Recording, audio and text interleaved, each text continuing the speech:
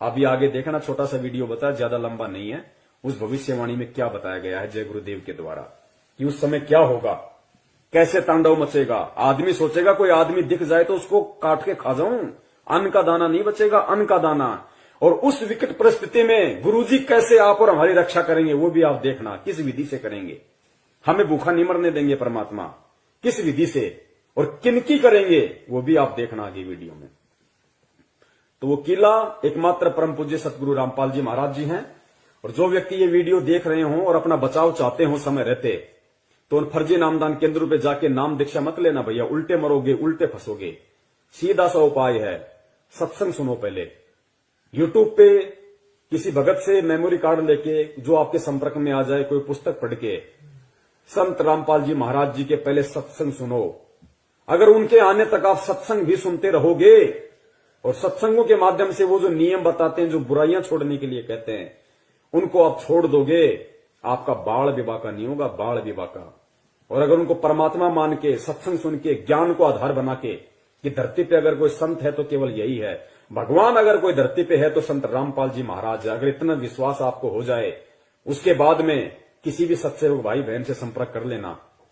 उसके बाद में अपने घर में परमात्मा की 3 समय की आरती करो, घर में देसी घी का खड़ी बत्ती वाला दीपक जलाओ, परमेश्वर को दंडवत करो, सत्संग सुनो, परमात्मा का शब्द सुनो। बाल बाका नहीं होने देगा परमात्मा, बाल बाका नहीं होने देगा, और कोई तरीका नहीं है। प्रकार की चीजें आगे युग में होने वाली है। जो लोग भगवान के साथ जुड़े होंगे, अच्छाई के साथ धर्म के रास्ते पर चल रहे होंगे, सिर्फ वही बचे। अब देखिए लास्ट पार्ट है ये, उसके बाद में हम परमपिता परमेश्वर जी की दया से थोड़ा आराम करेंगे फिर। तो ये लास्ट है कि वो विनाश का समय होगा, कैसा होगा, कैसा उसमें तांडव मचेगा, किस प्रकार से लोग त्राहिमाम हो जाएंगे, कैसी कैसी विकट परिस्थितियां पैदा होंगी। आप देखना आप इन चीजों को।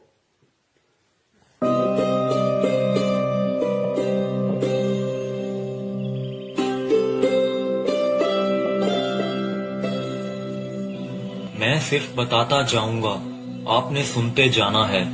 जिसे समझना होगा वो समझेगा, जिसे हंसना होगा वो हंसेगा। लेकिन दोनों ही स्थितियों में ईश्वर का कार्य होता रहेगा, क्योंकि वो समय आ गया है कि जब स्वयं परमात्मा अपनी रूहों को वापस ले जाएगा अपने जहान में।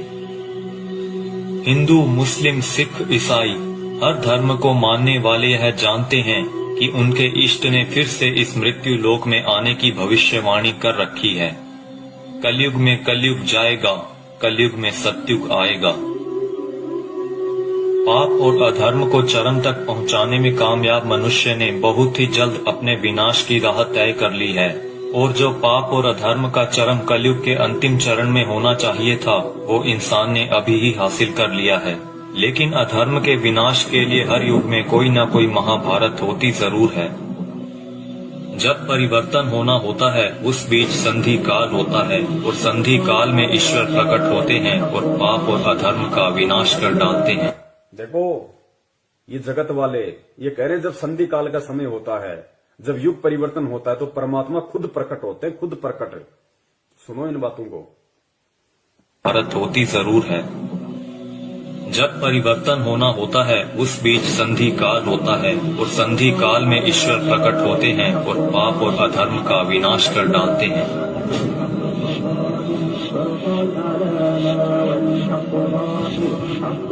यह वीडियो वो लोग जरूर देखें जिनका परमात्मा में पूर्ण विश्वास है। इस वीडियो में दी गई जानकारी को ध्यान लगाकर समझिए। ये जानकारी कोई मनगढ़ंत या काल्पनिक बातें बिल्कुल नहीं है। ओडिशा में 400 साल पहले अच्युतानंद जी द्वारा भविष्य मालिका की रचना की गई थी।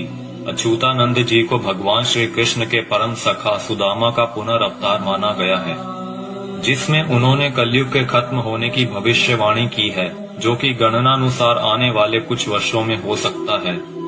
इसमें उन्होंने परमात्मा के प्रकट होने से पहले भारत के जो अंतिम प्रधानमंत्री होंगे उनके बारे में भी बताया है, और जो गुण बताए हैं वो वर्तमान के प्रधानमंत्री से मेल खाते हैं। यानी लोकतांत्रिक भारत के अंतिम प्रधानमंत्री होंगे श्री नरेंद्र मोदी, और उसके बाद होगा उस ईश्वर का प्रकट होना, और पूरे भारत में मिलिट्री शासन होगा, या कहीं राजतंत्र कायम हो। अंतिम प्रधानमंत्री नरेंद्र मोदी होगा, पूरे देश में मिलिट्री शासन होगा, उसके बाद प्रकट होगा कौन? परम पूज्य सतगुरु रामपाल जी महाराज जी उसके बाद पूरी दुनिया के सामने आएंगे।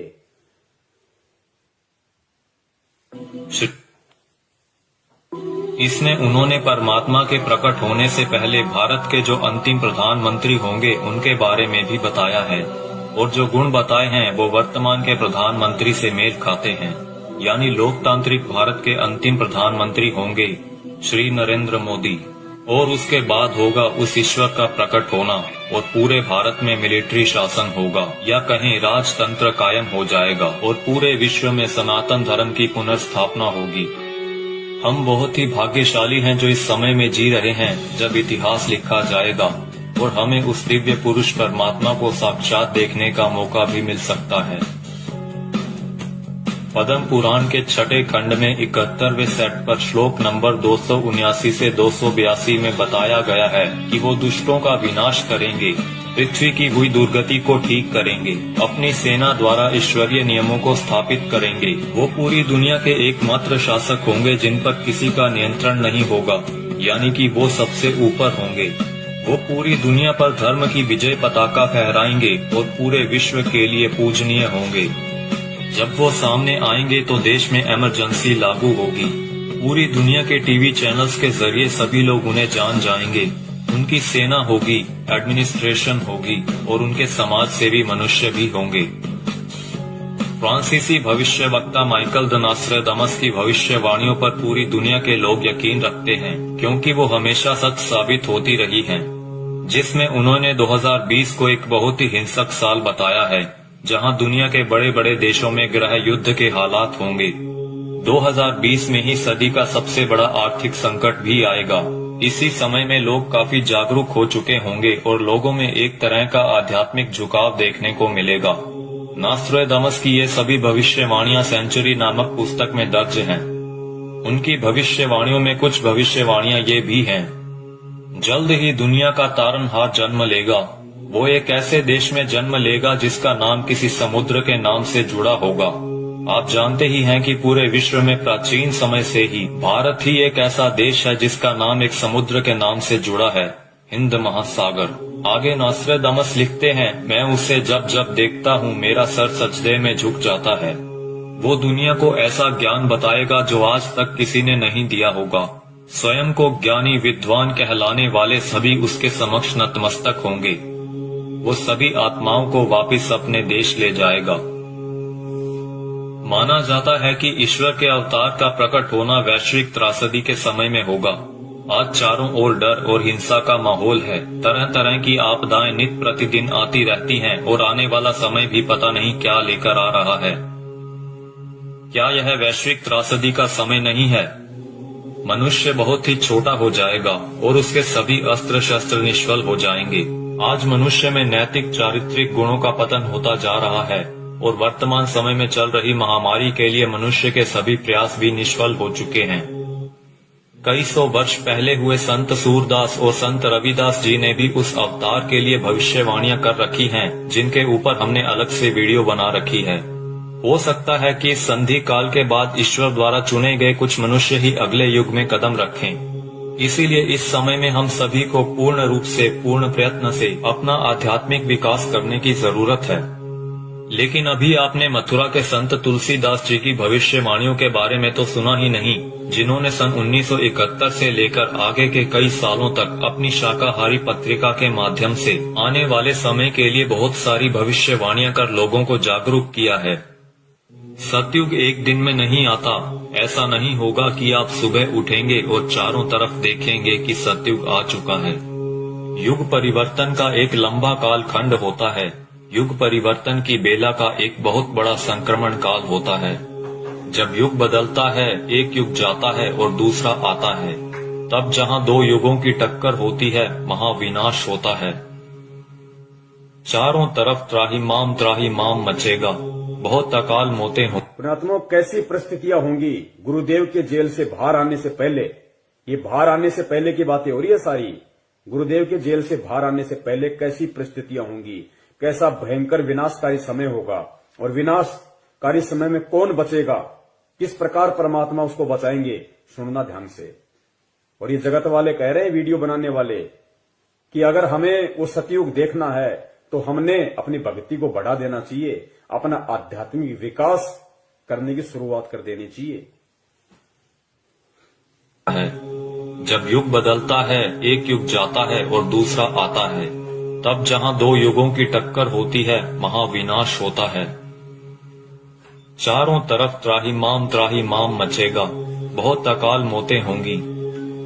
लोग कीड़े मकोड़ों की तरह मरेंगे, लाशें पड़ी सड़ेंगी, उनको उठाने वाले नहीं मिलेंगे, कौन किसको उठाएगा।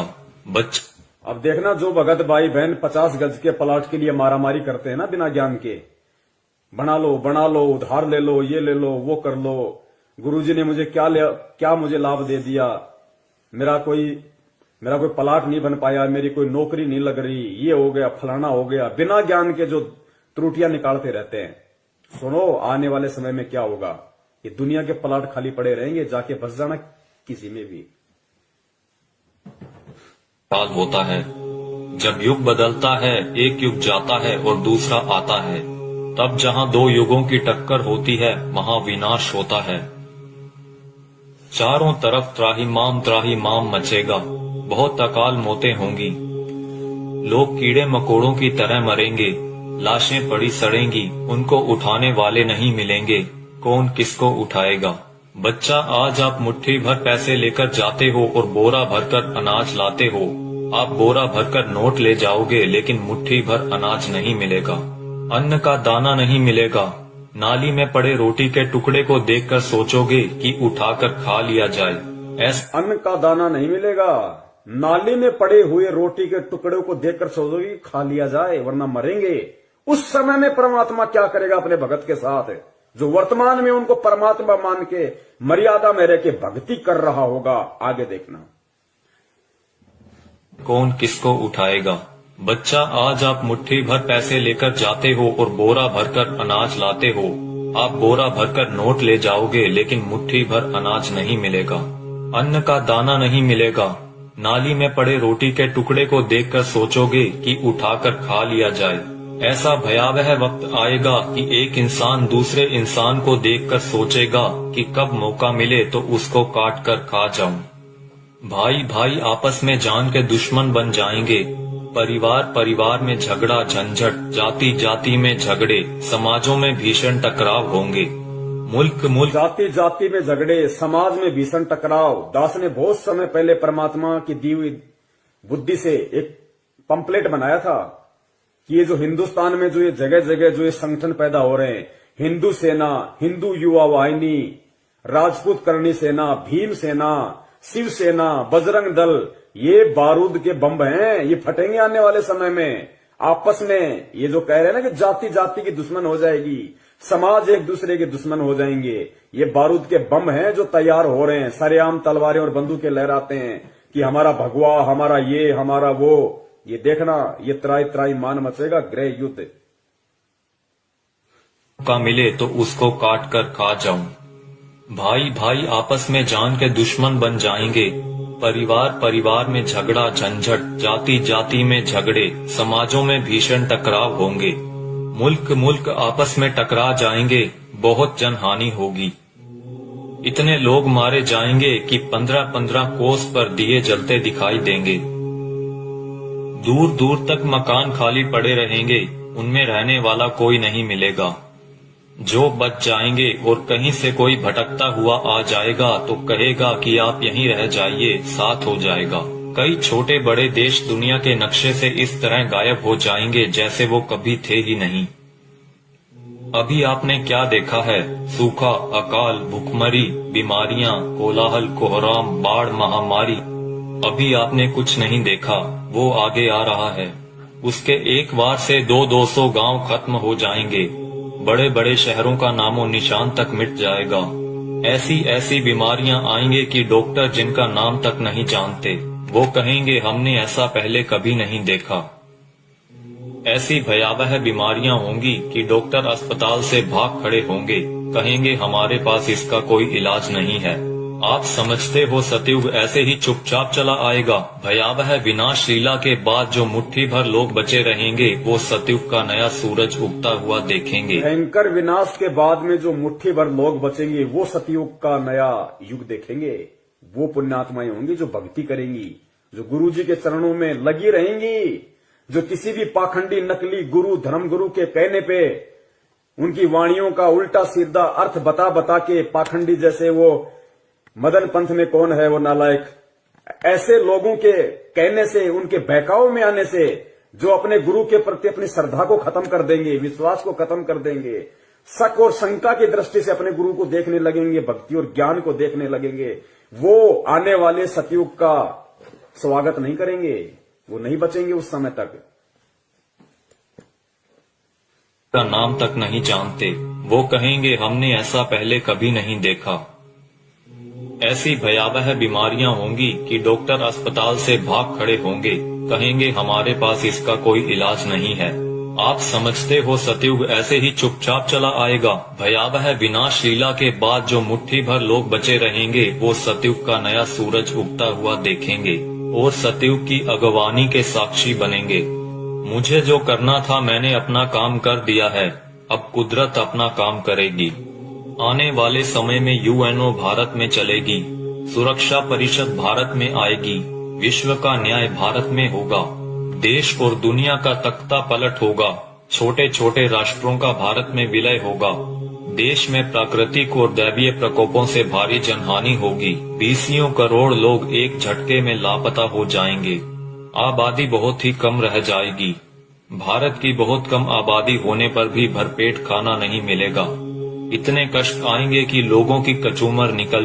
भारत की बहुत कम आबादी बचेगी, कहते हैं उसके बाद भी भरपेट खाने के लिए भोजन नहीं बचेगा लोगों के पास में, ठीक कम रह जाएगी। भारत की बहुत कम आबादी होने पर भी भरपेट खाना नहीं मिलेगा, इतने कष्ट आएंगे कि लोगों की कचूमर निकल जाएगी। चारों तरफ विश्व युद्ध होगा, कीटाणु बमों का प्रयोग किया जाएगा, एक सफेद पोशाकधारी ही युग परिवर्तन का कारण बने। बंदी छोड़ सतगुरु रामपाल जी महाराज की जय हो। एक सफेद पोशाकधारी, क्योंकि ये जितने भी भविष्य वक्ता हैं विदेशी, ये जो परमेश्वर को देख रहे हैं, उस अवतार को देख रहे हैं, ये गुरु जी के वर्तमान रूप को देख रहे हैं। एक सफेद पोशाकधारी जिसका गौर वर्ण होगा, चरम विहीन पादुकाएं होंगी, मस्तक पे अर्धचंद्र का निशान होगा, ये सतगुरु रामपाल जी महाराज जी के वर्तमान रूप को देख रहे हैं। अपनी भविष्यवाणियों में उन्होंने वर्तमान समय को उन्होंने देखा था। एक सफेद पोशाकधारी ही युग परिवर्तन का कारण बनेगा। मिलेगा। रूपानंद कह रही है कि वो उत्तराखंड में है, साधु संत है, यहां तो लाल कपड़े वाले हैं सारे, गले में मोटी मोटी रुद्राक्ष की मालाएं पहने बैठे हैं, कोई मुंडित है, कोई चंडित है, कोई जटाधारी है, कोई लंगोटाधारी है। सफेद पोशाकधारी तो केवल परम पूज्य सतगुरु रामपाल जी महाराज है। आबादी बहुत ही कम रह जाएगी। भारत की बहुत कम आबादी होने पर भी भरपेट खाना नहीं मिलेगा, इतने कष्ट आएंगे कि लोगों की कचूमर निकल जाएगी। चारों तरफ विश्व युद्ध होगा, कीटाणु बमों का प्रयोग किया जाएगा, एक सफेद पोशाकधारी ही युग परिवर्तन का कारण बनेगा। आप शीघ्र अतिशीघ्र उस आध्यात्मिक शक्ति के साथ जुड़ जाएं तो आपका बचाव होगा।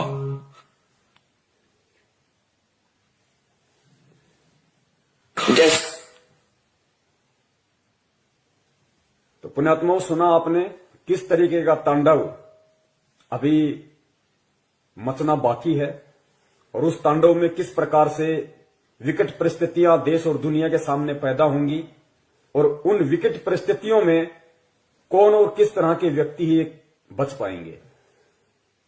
ये भविष्य वक्ता हैं, ये जय गुरुदेव जी हैं। अगर इनकी भविष्यवाणियां सच ना हो तो गुरुदेव कभी भी इनकी भविष्यवाणी का जिक्र नहीं करते। ये सत्य हैं, ये होके रहेगा, क्योंकि दुनिया ने ज्ञान से भगवान को नहीं पहचाना। अब दुनिया को ठोकर लगेंगी तो दुनिया भगवान को पहचानेगी। भारत की बहुत कम आबादी रह जाएगी, उसके बाद भी भरपेट भोजन नहीं मिलेगा। दाने दाने को लोग तरस जाएंगे, दाने दाने को। और नाली में, गंदी नाली में अगर कोई रोटी का टुकड़ा किसी को दिख जाएगा तो सोचेगा खा ले उठा के। ऐसी विकट परिस्थितियां पैदा होना बाकी हैं और हम कर रहे हैं राजनीति। कभी बीजेपी को वोट, कभी कांग्रेस को वोट, कभी आरक्षणबाजी, कभी जाटों के आरक्षण में जाओ, माता बहनों को लेके जाओ, गुंडों की सीबीआई जांच कराओ। मस्ती सूझ रही है, मौज हो रही है। अभी देखना आगे चल के क्या बनेगा। भले तुम भगत हो, भगत वो है जो मर्यादाओं में रहता है, परमेश्वर को परमेश्वर मानता है। तो वो जो विनाशकारी जो समय जो बताया है भविष्य वक्ताओं ने कि दाने दाने को लोग तरस जाएंगे, ना कोई काम होगा, ना कोई धंधा होगा, ना कोई खेती होगी, कुछ नहीं होगा। उस समय जो लोग बचे होंगे वो भी भुखमरी के शिकार होंगे, दाने दाने को तरसेंगे। गंदी नाली में रोटी का टुकड़ा होगा, सोचे खा लो। तो पुण्यात्माओं, उस समय में वो परमपिता परमेश्वर, वो बंदी छोड़ सतगुरु रामपाल जी महाराज जो अवतारी पुरुष है, महापुरुष है, तारणहार है, वो किन आत्माओं की रक्षा करेगा और किस तरह से रक्षा करेगा। वो उन आत्माओं की रक्षा करेगा जो परमेश्वर को परमेश्वर मानेंगी, जो उन्हें मुक्ति दाता मानेंगी, हृदय से, आत्मा से, जुबान से नहीं। और घर में अन्न का दाना ना होने पर भी वो परमात्मा किस तरीके से अपने बच्चों की रक्षा करेगा। पुण्यात्माओं, सबसे बड़ा भविष्य वक्ता परमात्मा होता है, जो आज धरती पे संत रामपाल जी के रूप में है। लेकिन परमात्मा स्पष्ट रूप से जिक्र नहीं करते, परमात्मा संकेत कर देते हैं। तो आने वाले जो समय है भयंकर, आप और हमारे रहते सहते जो समय आएगा, उस समय के लिए परमात्मा ने कई बार सत्संगों में संकेत किया है और इशारा कर दिया परमात्मा ने कि पुण्यात्माओं, किस प्रकार भगवान तुम्हारे साथ में रहेगा, चिंता मत करना, घबराना मत, मैं सदा तुम्हारे पास में रहूंगा। किस प्रकार दया करेगा परमात्मा, इस वीडियो को सुनिए पुण्यात्माओं, और परमेश्वर के चरणों में नतमस्तक हो जाओ। कभी सपने में भी मत सोचना किसी और नालायक की तरफ, किसी साधु संत महंत पाखंडी की तरफ, किसी अन्य संत पंथ की तरफ जाने की सौपन में भी मत सोचना, वरना पतिव्रता धर्म से डिग जाओगे। फिर रक्षा करने वाला इस भगवान के अलावा दुनिया में कोई नहीं है। उस विनाश के समय में, उस संघर्ष के समय में परमात्मा उसी आत्मा के साथ रहेगा जो वर्तमान के संघर्ष में परमात्मा के चरणों में पड़ा रहेगा। काल हमें जो तोड़ने की कोशिश कर रहा है, जीव आत्माओं को डिगाने की कोशिश कर रहा है हर तरीके से, सतलोक आश्रम मैनेजमेंट हरियाणा के द्वारा नित नए पीले पीले पर्चे निकाल के, ज्ञान विरुद्ध आदेश दे दे के, हराम की कमाई, राजनीतियां करवा के, आरक्षणबाजी करवा के, ये काल की चाल है। ये उस विनाशकारी समय में आपकी रक्षा ना हो, उसके लिए आपको तोड़ रहा है। आप सोच रहे हो हम गुरुजी की शरण में हैं, आप कांग्रेस को, बीजेपी को वोट दे रहे हो भगत होके, आरक्षणबाजी कर रहे हो, कुपात्रों को दान दे रहे हो, ये कोऑर्डिनेटर भक्तों की लड़कियां ले लेके भाग रहे शादीशुदा होने के बाद, इनको दान दे रहे हो, ये भगोड़ों को दान दे रहे हो, गुरुजी के कलयुगी झूठे मक्कार परिवार को, बेटा बेटी, उनकी पत्नी को आप दान दे रहे हो। ये उस विनाशकारी समय में आप अपनी गर्दन पे तलवार रख रहे हो। दान सुपात्र को दिया जाता, कुपात्र को नहीं। मर्यादाओं से दूर हो रहे हो आप। ये रोहतक मुंड का जिंद दीवानी हरियाणा में जो ढोंग कर रखा है इन लोगों ने, आदरणीय गरीबदास जी महाराज जी के पाठ प्रकाश का 150 दिन से ये लोग धन प्राप्ति के लिए जो ड्रामा कर रखा है, तुम सोच रहे हो हमें पुण्य मिलेंगे। गुरुदेव कहते हैं तुम करत हो पुण्य होत है पापम, तुम पुण्य समझ के कर रहे हो, लेकिन अज्ञानता में तुम पाप के भागी बन रहे हो। बचाव नहीं होगा तो किनका बचाव होगा उस समय, और कैसे बचाव होगा? बचाव उनका जो मर्यादाओं में रह के परमेश्वर को परमेश्वर मान के भक्ति करेंगे, जो उनका जन्मदिन नहीं मनाएंगे, उनका बौद्ध दिवस नहीं मनाएंगे, उनके नाम पे किसी भी राजनीतिक दल के चमचे बन के नहीं रह जाएंगे। उनकी परमात्मा रक्षा करेगा। जो वर्तमान के संघर्ष के समय को झेल लेगा। काल एक तरफ मैनेजमेंट के माध्यम से संगत को तोड़ने की पूरी कोशिश कर रहा है, दूसरी तरफ नकली संतों को, पाखंडियों को खड़ा कर रहा है, गुरुदेव के वचनों में, वाणियों में मीन में कर करके, और गुरुदेव से आत्माओं का विश्वास तोड़ने की कोशिश कर रहे हैं। परमेश्वर कहते हैं बीजक की बाता कहें बीजक नाही हाथ, पृथ्वी डुबोवन उतरिए कर कर मीठी बात। उनके मीठे मीठे श्लोक सुन के, उनकी बातें सुन के हम सोचते हैं कि वहां मूल ज्ञान है, वहां पवित्र ज्ञान है, वहां ये है, वहां वो है। महीने 2 महीने जाते हो, फिर गधे की तरह मुंह लटका के वापस आते हो। भगवान से दूर हो गए ना इधर के ना उधर के, धोबी के कुत्ते वाली हालत हो जाती है तुम्हारी, काल ऐसा करके छोड़ देता है। तो इस वर्तमान के संघर्ष के समय में जो संघर्षशील रहेगा, जो न टूटेगा, न डिगेगा, न झुकेगा, न मुड़ेगा, भगवान को सिर सौंप दिया तो सौंप दिया, उस आत्मा की परमात्मा फिर उस संघर्ष के समय रक्षा करेगा, जो आज उस परमात्मा के लिए संघर्ष कर रहा होगा। और किस प्रकार परमात्मा रक्षा करेगा? भक्तिहीन प्राणी और जो भगत आज मर्यादाओं में नहीं है, जो परमेश्वर को परमेश्वर नहीं मान रहे, उनकी स्थिति होगी उस समय कि गंदी नाली में अगर रोटी का टुकड़ा भी मिल जाए तो खाने को मजबूर होंगे। और जो भगत होंगे, जो सत्सेवक होंगे, सच्चे सेवक होंगे परमात्मा के, उनकी परमात्मा कैसे रक्षा करेगा? सुनो गुरुदेव के मुख कमल से। जैसे दास बार बार आपको कथा सुनाता है कि जिस समय परमात्मा के नाम से झूठी चिट्ठी लिख दी थी कबीर जी के नाम से, और 18 लाख प्राणी साधु संत आगे थे। वो साधु संत कौन थे? घर छोड़कर जंगलों में अपने गुरुओं के पास भक्ति के लिए, भगवान के लिए भटक रहे थे। वो उनकी विशेष प्यारी आत्मा थी। अब वहां उन 18 लाख को 3 दिन तक झोंपड़ी में बैठे गरीब दुलाई ने, वो तो भगवान थे, लीला कर रहे थे, 3 दिन तक उनको वो भोजन खिलाया जो कभी सुना भी नहीं था उन महापुरुषों ने, भक्तों ने, साधुओं ने। और सोना की मोहर दी और दोहर दी और छक्के हलवा पूड़ी कचौड़ी जलेबी छक खावत छा बखावत दिन में भूखे मरे तिंदरे बुगड़े खानिए थे होते। तो उनके लिए जब ये लीला कर दी, पृथ्वी का को माल भी नहीं था, सतलोक से ला दिया जाता है। पृथ्वी का माल नहीं था, काशी का भंडारा किया परमेश्वर ने, 18 लाख को खिलाया दिन में 4-4 बार। इस पृथ्वी लोक का नहीं था, वो सतलोक से लाए थे परमात्मा। और फिर आगे देखना पुण्यात्माओं, किस प्रकार उस विनाश के समय में जब ऐसी संकट पैदा होगा, ऐसी विकट परिस्थितियां पैदा हो जाएंगी, क्योंकि गुरुदेव तो परमेश्वर है, अंतर्यामी है, उनको तो पता है उस विनाश के समय का। उस समय का थोड़ा सा जिक्र परमेश्वर ने किस प्रकार किया कि बच्चों, तुम्हारे घर में अगर 2 दाने भी होंगे तो परमात्मा क्या करेगा, फिर देखना। उसको कहते हैं भक्ति का प्रतिफल। मेरे बुगड़े खानिए थे होता है। तो उनके लिए जब ये लीला कर दी, पृथ्वी का को माल भी नहीं था, सतलोक से ला दिया जाता है। तो आने वाले समय में जैसे जनसंख्या बढ़ रही है, 100 वर्ष के बाद क्या खाएंगे ये, अगर ये माहौल नहीं बदलाते? फिर भगवान व्यवस्था करेगा। आपके घर में 2 दाने होंगे, तड़के भरा पाओगा मटका, पिप्पा भरा पाओ। आपके घर में 2 दाने होंगे ना, 2 दाने, तो परमात्मा कहते हैं भक्तिहीन प्राणियों की तरह मैं तुम्हें गंदी नाली में पड़ा हुआ रोटी का टुकड़ा नहीं खाने दूंगा। बच्चों, तुम्हारे घर में अगर 2 अन्न के दाने भी होंगे रात को, तो सुबह तुम्हारे उठने से पहले परमात्मा उस मटके को अनाज से भर देगा। ऐसी रक्षा करेगा परमेश्वर अपनी आत्माओं की। इसलिए हमारे को विश्वास होना चाहिए दृढ़ अटल कि धरती पे अगर भगवान है तो संत रामपाल जी महाराज है, उनके अलावा कोई पुरुष नहीं है। बंदी छोड़ सतगुरु रामपाल जी महाराज की जय। पिता को माल भी नहीं था, सतलोक से ला दिया जाता है। तो आने वाले समय में जैसे जनसंख्या बढ़ रही है, 100 वर्ष के बाद क्या खाएंगे ये, अगर ये माहौल नहीं बदलाते? फिर भगवान व्यवस्था करेगा। आपके घर में फिर भगवान व्यवस्था करेगा।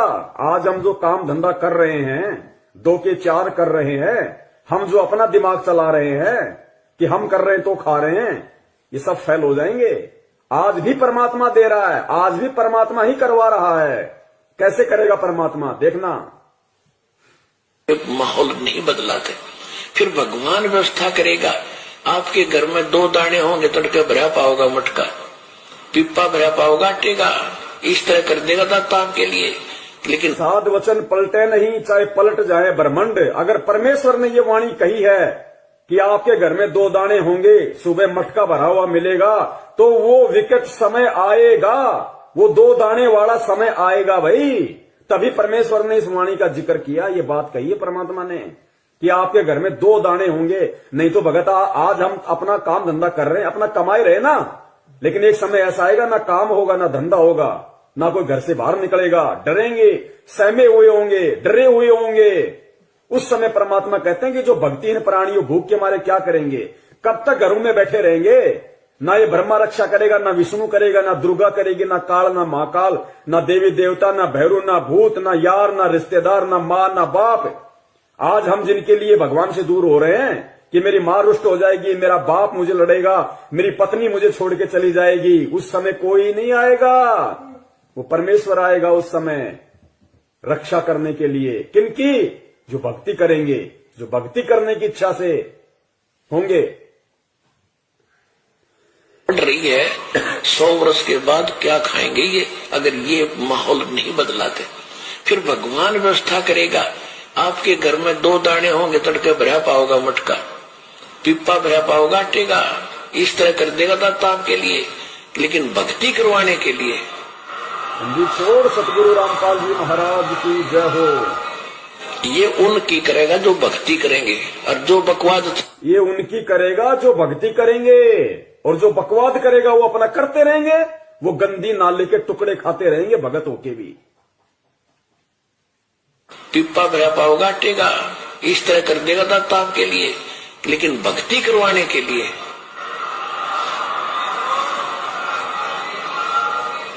ये उनकी करेगा जो भक्ति करेंगे, और जो बकवाद चाहोगे वो अपना करते रहियो।